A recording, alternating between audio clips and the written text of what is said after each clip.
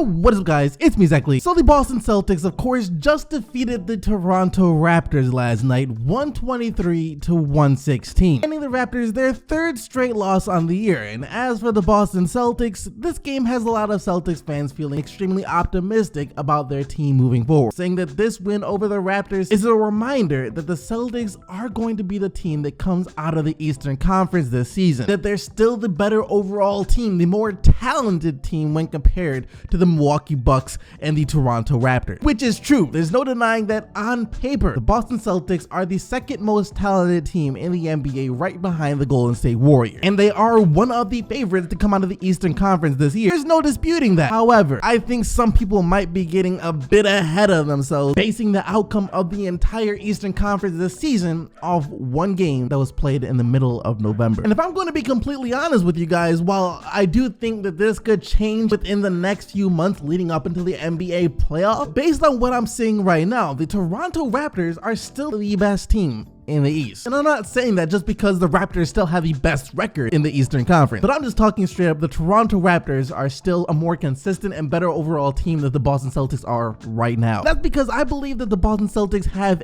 a problem. The problem that the Celtics have is that they have too much talent on that team. Like I said before, like any logical NBA fan will tell you, that on paper, the Boston Celtics are the most talented team in the Eastern Conference, and the only other team in the NBA that comes close to matching the level of talent the Boston Celtics have on their roster is the Golden State Warriors. However, studies have shown us in the past and continue to show us in sport, there is such thing as having too much talent, and when you have too much talent, it becomes a bad thing. Research suggests that packing a team with too much talent may actually backfire, diminishing overall performance. A group of all-stars can easily tip the balance away from coordination and cooperation to competition and petty rivalry. The reason why Team USA basketball is constructed the way it is, the reason why it's no longer just the 10 to 12, 15 best players in the NBA all on the same team, because constructing the team like that is what led to their disappointing performances in 02 and 04. And research has also pointed to this being part of the reason why the Dallas Mavericks were able to upset the Miami Heat back in 2011, regardless of the fact that the Heat on paper were the more talented and better team. It's because you had three very high profile level players, all trying to be high profile level players, without one of them stepping up and being the clear-cut guy on that team. And we saw a great example of that in the finals with LeBron James trying to defer to Dwayne Wade. Dwayne Wade was still trying to be great, but at the same time he wasn't LeBron James take over the team. Chris Bosh was still doing his own thing, being Chris Bosh. There wasn't a clear leader of the Miami Heat back in 2011, whereas the Dallas Mavericks, they had their guy in Dirk Nowitzki, and everyone else on the team knew their role and knew the pecking order. There was no dysfunction that came from having too much talent, and I really do believe that's what the Celtics are going through right now. That's why they've kind of been underperforming on the year so far compared to what their expectations were to be the runaway favorites in the Eastern Conference, to win 60, 65, maybe even approach the 70 win mark. Players are much more willing to step up to the plate when their team needs them due to being short-handed, as opposed to when they're being asked to take a step back because now the team has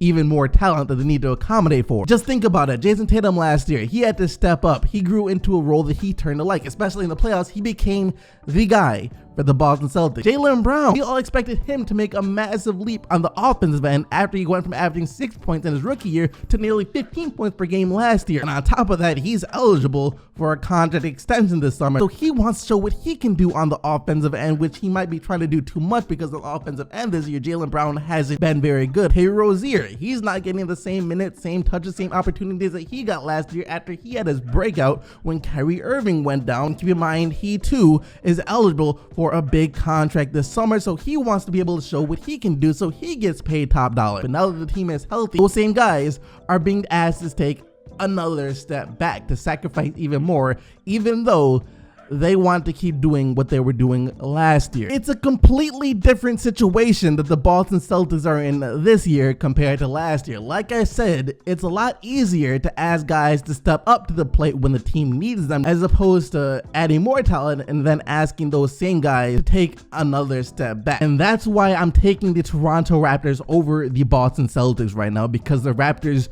don't struggle from this problem. They have a clear pecking order. They know their identity on the offensive end, on the defensive end, and as a team in general. And that's why on a consistent basis, they look like a much better team than the Boston Celtics. And if we're talking about a 7-game series here, it's a team that's great on a more consistent basis that's going to come out on top. Anyways, that's just one of the games we had to talk about from yesterday. So now let's take a look at the other games from last night. First and foremost, I know a lot of people are going to be like, oh, SDC, look at the Wolves now. They're winning games. And after all the hate and shade you've been throwing at them for the last few months, they're winning games. How do you feel about that? First off, I have said this time and time again that the only reason I have been so hard on the Wolves is because they frustrate me. Andrew Wiggins was frustrating me. Karl Anthony Towns was frustrating me, and that's because I knew they had what it takes to be great and win games, but they weren't trying and they weren't performing up to expectations. And here's why I think they're winning now. I think the fact that people are expecting them to fail now that Jimmy Butler was traded has them a lot more motivated to try and show that they can win without Jimmy Butler. And if that's what it has to take for them to win games, then so be it, as long as they are winning games. Jimmy Butler made his home debut for the Philadelphia 76ers yesterday, and I don't think it possibly could have gone any better, as not only did the Sixers get the 113-107 win over the Jazz, but Butler was sensational, scoring 28 points on 12 of 15 shooting to go along with 7 assists. And after the game, Jimmy Butler was praising both the city of Philly, the fans, and most importantly, his teammate. I've always said this, that one, we have some great fans. It's definitely an advantage. And then y'all have probably one of the catchiest things in that whole 1, 2, 3, 4, 5, 6er deal. Yeah, home, or when I was away team, I was always singing it, so still stuck in my head. I'm telling you, when you put 5 really good basketball players out there, the job's easy because the ball's gonna move. Guys are going to shoot the ball when they're open and pass it to the open guy. If they're not, basketball is just that simple. And with this group of guys, it's really easy. I said it when the trade went down that this was a huge win for the Philadelphia 76ers. That Jimmy Butler is going to love playing next to Joel Embiid and Ben Simmons, and so far that definitely appears to be the case. He wants guys on his team that he can be open and honest with, and they will be open and honest with him. And most importantly, he wants guys on his team that are going to compete and want to win games. Both Ben Simmons and Joel Embiid fit that description perfectly. I can only imagine how the Chicago Bulls felt yesterday, the confidence that they had when they went into halftime locker room up nearly 20 points to only have that 20-point lead obliterated in the blink of an eye by the Milwaukee Bucks. This was finally going to be the revenge game for Jabari Parker against his former team, but the Bucks in the second half just said no. Milwaukee outscoring Chicago 46-17 in the third quarter and come away with a 123-104 win. Kind of like the Bulls, the Knicks also got the jump early on the Pelicans yesterday with a 32-16 lead after the first quarter, but they couldn't hold on to that lead as Anthony Davis then went Super Saiyan God mode, resulting in New Orleans coming away with the 129-124 win. Davis finished the game with 43 points, 17 rebounds, and 5 assists. Miami Heat need to make up their mind as what they are going to do, as they are still in that tweener world of either needing to rebuild or just waiting to get that star level player to help them compete in the East. They have really solid role players and glue guys on their roster, and not to mention Josh Richardson, who's really coming into his own this year. But the bottom line is they still need someone else, and who knows if waiting to get that star player is the right move for this team. But they lost again last night, this time to the Indiana Pacers, and the Heat are now just 6-9 on the year. Tyreke Evans was the guy for Indiana, this one with 23 points and 10 rebounds off the bench. Two of the most improved teams of the year going head to head last night, the Memphis Grizzlies and the Sacramento Kings. And it was the Grizzlies who were able to get the win as rookie Jaren Jackson Jr. just couldn't be stopped, scoring a career high 27 points